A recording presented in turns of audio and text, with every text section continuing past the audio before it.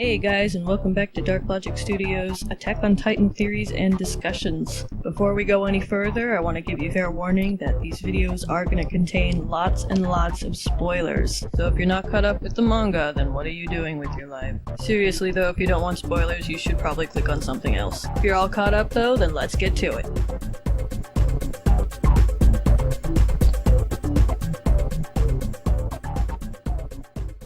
Alright guys, so it's that time again. Time to check out these spoilers. Oh boy. So I took a quick peek at Tumblr last night, and I'm panicking over what I saw. Over what people were saying. And I feel very sad already, so not sure if I'm ready for this. I don't think I'm ever going to be ready for a chapter of Attack on Titan, to be honest. I'm just never going to. Because every month is like a shock to the system. I can't. Okay.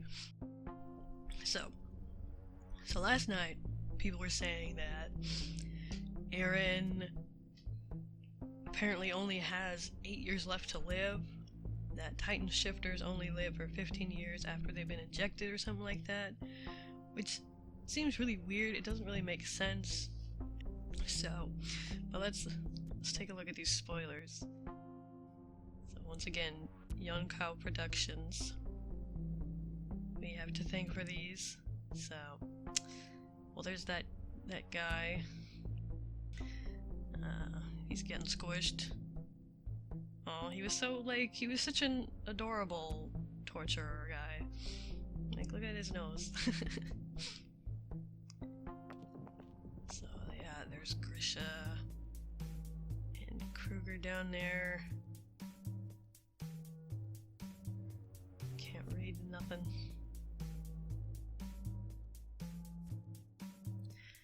Really interesting. Kruger's Titan looked a lot like Eren's Titan in the last chapter. Looks a little less like Eren's Titan now. But oh boy. I really like Kruger. I gotta admit. We haven't seen much of him, but I got a good feeling about the guy. Especially after knocking that guy off the edge. I can see what people are saying, like,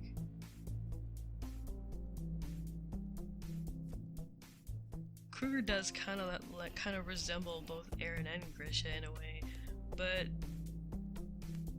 Kruger, his nose, like, he's got that nose. It's a lot different from Eren's. Eren's is more like pointed.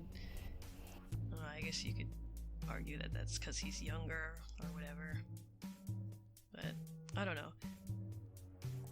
And I mean, Grisha did look a lot like Eren when he was younger too, so I don't know. I wish I knew what they were saying, but so they're having a little chit chat. There's Armin and Eren. What are they talking about? Armin's writing something. What are you writing, Armin? I want to know. Yakety yak yak yak. I have no idea what you're saying. Oh, Armin looks so pretty right there.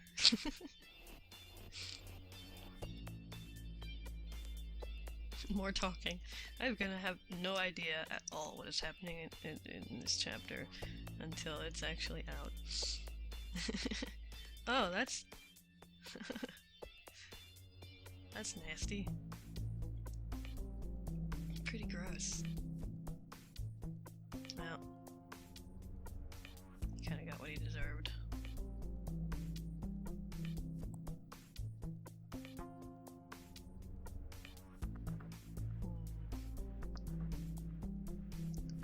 Kruger's giving him a picture. Why does Kruger have that picture? Oh, maybe he got him when he got it off who's interrogating him or something.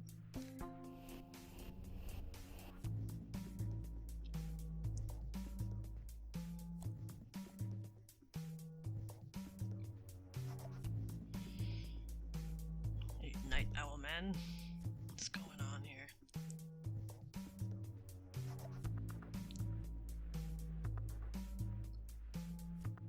So weird.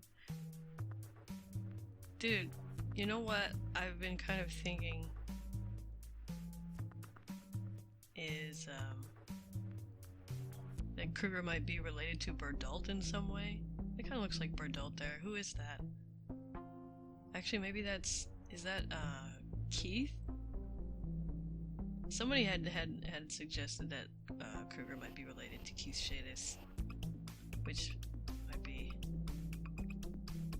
might be true. That's not Aaron, is it? I don't know. I can't tell. Okay, so that's all there is. No translation. Not here anyway. But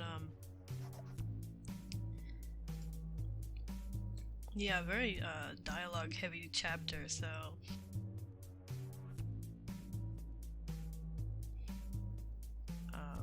obviously I'm not gonna know what the hell it's saying until it comes out in English, but I'm really curious. I'm really looking forward to reading this. I actually really like these kinds of chapters where it's just slow and people are talking, and I'm sure we're getting some exposition, but you know, kind of bring out the character development, get to know Kruger a little more, figure out who the fuck he is. This is I'm gonna guess that that's Keith there, that Grisha's thinking about. But I don't know. I mean, it looks like it could be Keith. It looks like it could be Berdalt, but it might be Aaron too. I don't know. Anyway, yeah, those were the spoilers. Okay, so final thoughts. Well, it definitely looks like we're gonna get a lot of information this chapter. Not a lot of action. Again, very dialogue heavy. So I'm looking forward to seeing what these conversations are all about. But again, about Aaron, I don't know. It's like I'm hearing different things, and they kind of contradict each other, because like the whole thing about Kruger possibly being Aaron doesn't make a lot of sense. I don't think that's gonna be the case. That'd be just insane. The possibility of Kruger being Aaron's father, I don't think is likely, because I think that